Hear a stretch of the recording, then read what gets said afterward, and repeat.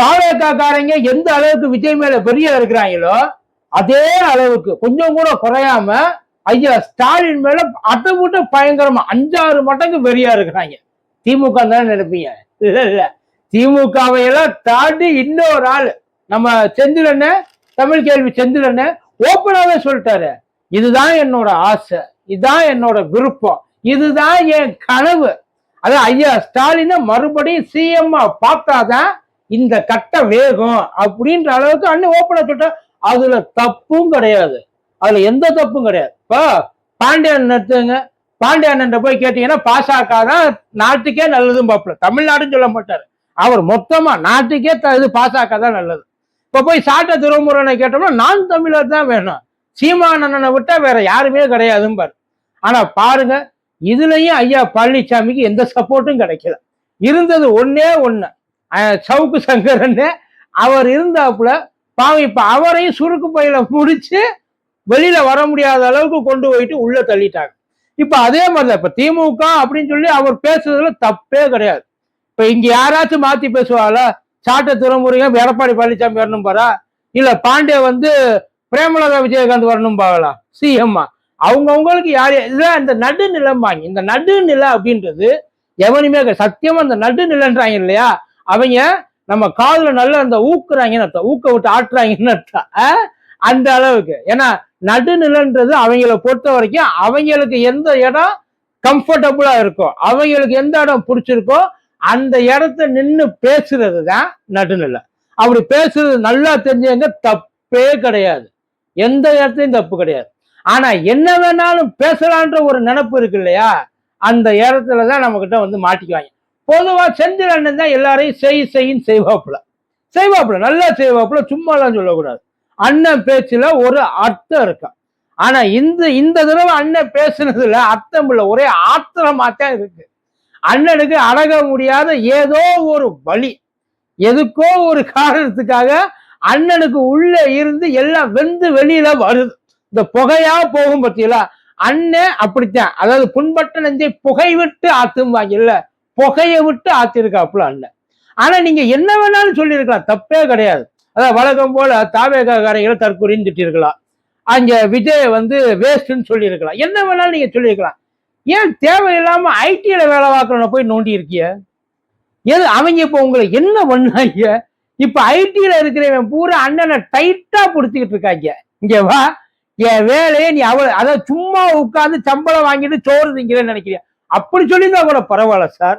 அதாவது இந்த பழைய டெக்னிக், பொண்டாட்டி எவன் பொண்டாட்டி பத்தினியா, அதே மாதிரி தாவேக்காவுக்கு ஓட்டு போட்ட எல்லா நாயும் தற்கூரி தான், அதுல முக்காவாசி நாய் ஐடியில வேலை பார்க்குதுன்னு டாப்ல.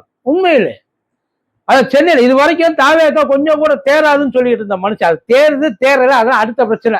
உண்மையிலே தாவேக்காவுக்கு இந்த எலெக்ஷன் இல்ல, அது அரசியல் அறிவு வர்ற வரைக்கும் அது கையில ஆட்சி எக்காந்த முதல் கொண்டு போயிடவே, அந்த மாதிரி காட்சியெல்லாம் நம்ம பார்க்கவே கூடாது.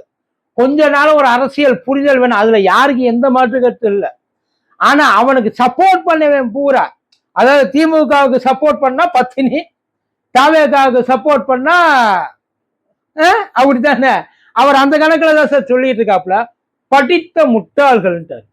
உண்மையில அந்த வார்த்தை சொல்லலாம், அதாவது அவரோட பாயிண்ட் ஆஃப் வியூல படித்த முட்டாள்கள் அப்படின்றார். அப்படி சொல்லிட்டு அப்படியே விட்டுட்டு போயிருந்தா கூட பரவாயில்ல. ஆனா படித்த முட்டாள்கள் சொல்லிட்டு நீங்க எல்லாம் துரோகம் பண்றீங்கன்றார்ல திமுகவுக்கு, அதுதான் அந்த இடத்துலதான் கொஞ்சம் மிஸ்டேக். அதான் இந்தியாவுக்கு கம்ப்யூட்டரை கொண்டு வந்தவர் ராஜீவ் காந்தியா? இந்தியாவுக்கு முதல்ல கம்ப்யூட்டர் எப்போ வந்தது தெரியுமா? கொஞ்சம் அனலைஸ் பண்ணி பார்த்துருக்கலாம் சார். அதாவது இந்த ஐடி காரங்க எல்லாம் ஓடி போயிட்டு அவங்க ஓட்டு போட்டதெல்லாம் உண்மைதான் ஐயா, அவங்க ஓட்டு போட்டதே பெரிய விஷயம், உண்மையிலே பெரிய விஷயம். இப்ப படிச்சவன் அப்படி நீங்க சொல்றீங்க, படிச்சுக்கிட்டு இருக்கவன் ஓட்டு போறான்ல. உண்மையிலேயே விஜய் செஞ்சதுல ஒரு நல்லது இது மட்டும்தான், தெரிஞ்சோ தெரியாமலோ இவங்க அத்தனை வரையும் பாலிடிக்ஸுக்கு இழுத்து விட்டுருக்காப்புல. இல்லாட்டி அவங்க ஐபிஎல் நியூ இயர் அப்படின்னு சொல்லிட்டு அவங்க மாட்டுக்கு அது ஒரு தனி உலகம். அவங்க வெளியில வர்றதே நைட்ல தான். உண்மையிலே பகல்ல அவங்க வெளியில எங்கேயாச்சும் சுத்தி பார்த்துருக்கீங்களா?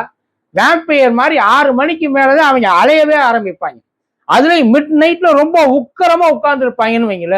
அவங்களுக்கு வெளியில உண்மையிலே அவங்களுக்கு வெளியில வர்றதுக்கு நேரம் இல்லை சார். நம்ம அவங்க நிறைய காசு சம்பாதிக்கிறாங்கன்னு பார்த்துக்கிட்டு இருக்கான். அதை சம்பாதிக்கிறதுக்கு அவன் எப்படி செலவு பண்றதுன்னு தெரியாம செலவு பண்ணிட்டு இருக்கான். பல பேர் எவ்வளவு பேர் வேலையை விட்டு போறான் தெரியுமா? மாசம் 2 லட்சம் ரூபா சம்பளம், 3 லட்சம் ரூபா சம்பளம், என்னால ப்ரெஷர் தாங்க முடியலன்னு எந்திரிச்சு ஓடுறான். பல பேர் கமிட்மெண்ட்னால ஓட முடியாம கிடக்குறாங்க. ஐடியோடைய ரியல் சிச்சுவேஷன் இதுதான். ஆனா என்ன சொன்னீங்க, அதை கொண்டு வந்தது ராஜீவ்காந்தி. இந்தியாவுக்கு கம்ப்யூட்டர் வந்தது கிட்டத்தட்ட 1950s வந்துச்சு. ஆக்சுவலி நம்மளாலே கண்டுபிடிச்சாங்க சார். 1968 டாடா கொண்டு வந்தாப்புல. டாடா உள்ளுக்குள்ள கொண்டு வந்தார், சின்ன சின்ன பேசிக் இதுக்காக கொண்டு வந்தார். அவர் டாடா உள்ள வர்றப்பயே ஐபிஎம் சேர்த்து உள்ள வந்துட்டான். ஐபிஎம் உள்ள வர்றப்ப கிட்டத்தட்ட 150 பிரான்ச்சஸ். அப்பயே 70s 150 பிரான்ச்சஸ். அவர் இந்த 73 இந்திரா காந்தி அம்மா ஃபெரான்னு ஒன்று கொண்டு வந்தாங்களே, ஃபாரின் எக்ஸ்சேஞ்ச் ரெகுலேஷன் ஆக்ட். அதுலதான் விட்டா ஐடி கம்பெனிக்காரன் இந்த ஐபிஎம் காரன் இந்தியாவை ஆட்டி படைச்சிருவான்னு சொல்லி அவங்ககிட்ட ஒரு டீல் பேசினாங்க. 60% நீ இந்தியன் ஷேர் ஹோல்டர் கொடுக்குற. இங்க இருக்கிறவங்க தான் வந்து அந்த மேஜரா இருக்கணும். ஃபாரின் கம்பெனி இங்க வரக்கூடாது, ஃபாரின் இங்க வந்து ஆட்டெல்லாம் கூடாது. அந்த அம்மா கொண்டு வந்த ராஜீவ்காந்தி என்ன பண்ணார் தெரியுமா? அவரு இங்க நம்ம கிட்ட எக்யூப்மெண்ட் எல்லாம் இருக்குது, அந்த எக்யூப்மெண்ட் இல்ல, அதாவது நம்மகிட்ட இருக்குது இல்லாத ஒண்ணு வந்து சாஃப்ட்வேர். அந்த சாஃப்ட்வேர் நம்ம கிட்ட கடைசி வரைக்கும் கிடைக்கல. அது கிடைக்கிறதுக்காக டியூட்டி ஃப்ரீ கொண்டு வந்தார். டியூட்டி ஃப்ரீ கிட்டத்தட்ட 10-12 வருஷம் டியூட்டி ஃப்ரீ கொண்டு வந்தார். அது மூலியமா தான் அதை கொண்டு வந்தது அவர். அந்த சாஃப்ட்வேர், அந்த சிஸ்டம் டியூட்டி ஃப்ரீ இருக்குல்ல, அதை கொண்டு வந்தது தான் அவர். அப்புறம் நீங்க சொன்னது தமிழ்நாட்டுக்கு இன்ட்ரடியூஸ் பண்ணது கருணாநிதி ஐயா தான். ஸ்கூலுக்கெல்லாம் தமிழ்நாட்டுக்குள்ள இந்தியாவுக்கே ஸ்கூல்ல இன்ட்ரடியூஸ் பண்ணது கருணாநிதி ஐயா தான். அதை யாரும் இங்க எதுவும் மாத்தலாம் சொல்லலையே, இல்லைன்னாங்களா? அவர் வெளியில இருந்து எவனும் வந்து, அதாவது இங்க படிச்சுட்டு இவங்களுக்குள்ளே வேலையை உருவாக்கணும் தான் டைட்டில் பார்க்கு அது இதுன்னு சொல்லி நிறைய இந்த டெக் பார்க் எல்லாம் உருவாக்குனாங்க. உள்ளதுதான், யாரும் இல்லைன்னு சொல்லி. படிப்பு கொண்டு வந்தா மட்டும் பத்தாது சார். கொண்டு வந்த படிப்பை படிக்கிறதுக்கு ஆள் வேணும்ல, அதை படிக்கிறதுக்கான அறிவு வேணும்ல. வாய்ப்பை உருவாக்கி கொடுத்தார். வாய்ப்பு உருவாக்கி கொடுத்தது வேற, பிச்சை போடுறது வேற. ரெண்டுக்கு நிறைய டிஃபரன்ஸ் இருக்கு சார். இங்க படிக்கிறவன் ஒவ்வொருத்தரும் உசுரா கொடுத்து படிச்சுக்கிட்டு இருக்கான். அது படிக்கிறத தாண்டி படிக்க வைக்கிறதுக்காக அவங்க பத்தவங்க ஒவ்வொருத்தரும் உசுரை கொடுத்துக்கிட்டு இருக்காங்க. கையில காலில் இருக்கிறதெல்லாம் நகையெல்லாம் அடமானம் வச்சு. இப்ப சுந்தர் பிச்சைட்ட போயிட்டு சுந்தர் பிச்சை படிச்சது கலைஞர்னாலும் சொல்லுவீங்களா? சுந்தர் பிச்சை சாதிச்சது கலைஞர்னாலும் அந்த கிரெடிட் எடுத்துக்க முடியும். யாரை வேணாலும் எடுத்துக்கலாம். ஆனா யாருமே வேண்டாங்க. இன்னைக்கு சாதாரணமா இருக்கிறவன் எவனோ ஒருத்தன், யாரோ ஒருத்தன் ஒரு ஐடி கம்பெனில வேலை பார்க்கறான். வாய்ப்பை உருவாக்கி கொடுத்தாருன்னு சொல்லுங்க, அதை யாரும் மறுக்கிறதுக்கு இல்லை. ஆனா வாழ்க்கையை அவர் தான் கொடுத்தாருன்னு சொல்ற பத்தியா? ஏன் எல்லாரும் அதுக்கப்புறம் ஏன் படிக்க போறவங்க எல்லாம் ஏன் வந்து ஐடி கம்பெனிக்கு போகல? ஏன் ஐடி கம்பெனிக்கு போகல? ஏன் எல்லாரும் வந்து பல பேர் வந்து இங்க ஊருக்குள்ள கஞ்சா குடிச்சு திரியிறான், கொலை பண்ணி திரியிறான், கூலிப்படையா இருக்கான், ஏன் இருக்கிறான்? எவன் படிக்கணும்னு விருப்பம் இருக்கோ, எவனுக்கு அந்த அக்கறை இருக்கோ, எவனுக்கு அந்த பொறுப்பு இருக்கோ, எவனுக்கு அந்த சுமம் இருக்கோ, எவனுக்கு அந்த ஆசை இருக்கோ, அந்த கனவு இருக்கோ, அவன் தான் சார் போயிருக்கான். அப்படி கஷ்டப்பட்டு அவன் சொந்த உழைப்புல உள்ளுக்குள்ள வந்தவன் நீ சோறு திங்கிறதுக்கான கலைஞர் நீ என்ன சார் ஐயா? கலைஞர் நம்மளை உருவாக்குனாரு. எப்படி தெரியுமா? கலைஞரை எல்லாரும் சேர்ந்து உருவாக்குனாங்க, ஏத்துக்கிட்டாங்க. கலைஞர் அக்செப்ட் பண்ணிட்டாங்க. கலைஞர் சொல்றது நல்லது, கலைஞர் செய்யறது நல்லது. அவர் நல்லது செய்யறாருன்னு அவங்க நம்பினதுனாலதான் அவரும் நல்லது நமக்கு திருப்பி செஞ்சாரு. ஆனா செஞ்சது எல்லாம் நாங்க இது அரச பரம்பரை இல்ல. ராஜராஜ சோழன் கிரெடிட் எடுத்துக்கலாம். ராஜராஜ சோழன் கிரெடிட் எடுத்துக்கலாம். தஞ்சாவூர்ல கோயில் கட்டினது நானு, தஞ்சாவூரை வந்து 3 போகம் 30 விளைய வச்சது நானு, அந்த மக்கள் ஏன்னா அது வந்து அரச பரம்பரை. அங்க ஆண்டவங்க ராசாங்க ரீதியா ஆண்டாங்க. இங்க அப்படிலாம் ஆடலையே சார். மாறி மாறி மாறி மாறி தானே வந்தாங்க. அவர் நிறைய திட்டங்கள் கொண்டு வந்தாரு, மக்களுக்கு நிறைய செஞ்சாரு. அதை யாரும் இல்லைன்னு மறுக்கலையே.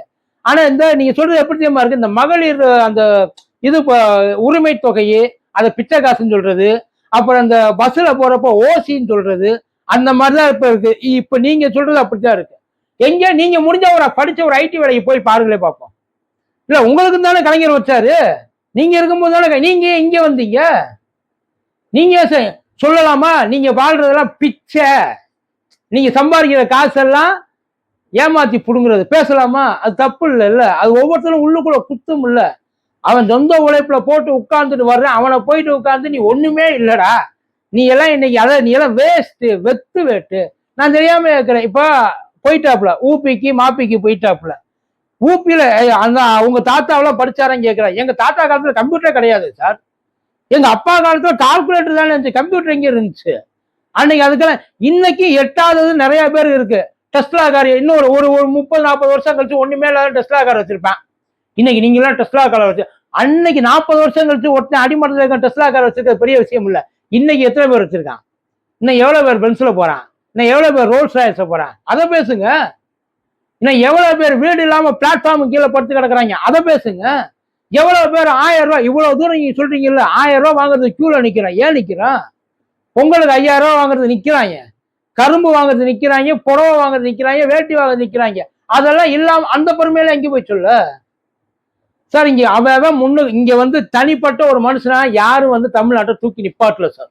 ஒட்டுமொத்த ஒரு முயற்சி தான். இப்ப கலைஞர் வந்து உழைச்சு எல்லாருக்கும் வீட்டுக்கு கொண்டு, நீங்க எல்லாம் வீட்டுக்குள்ளே உட்கார்ந்துருக்கப்பா, உங்களுக்கு நான் கொண்டாந்து எல்லாத்தையும் வீட்டிலே தாரேன், நான் உழைக்கிறேன், உழைச்சிருந்தா அப்புறம் உழைக்கிறதுக்கு ஒரு வழியை பண்ணாரு. உழைச்சவங்க எல்லாரும் உட்கார்ந்து இருக்கிறாங்க. அதனாலதான் இன்னைக்கு தமிழ் ஜிடிபி பெருசா இருக்கு பெருசா இருக்குன்றல. யாரு எந்த அமைச்சர் ஓடி போயிட்டு ஃபேக்டரியில வேலை பார்த்தாரு? எந்த அமைச்சர் ஓடி போயிட்டு உட்கார்ந்து இங்க ஓவர் டைம் பார்த்தா? அப்படி சொல்லுங்களே பாப்போம்.